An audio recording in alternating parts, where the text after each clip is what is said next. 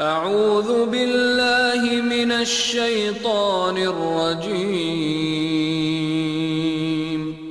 بسم الله الرحمن الرحيم.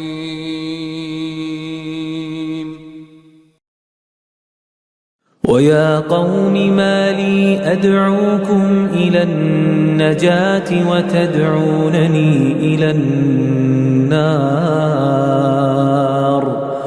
تدعونني لأكفر بالله وأشرك به ما ليس لي به علم وأنا أدعوكم إلى العزيز الغفار.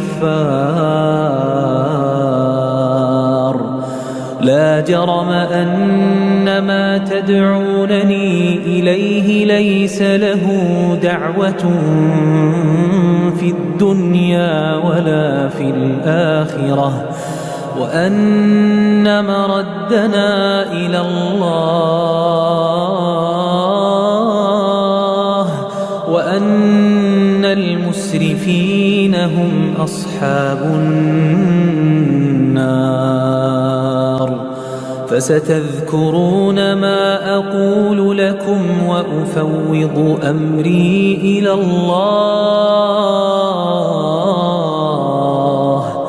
إن الله بصير بالعباد.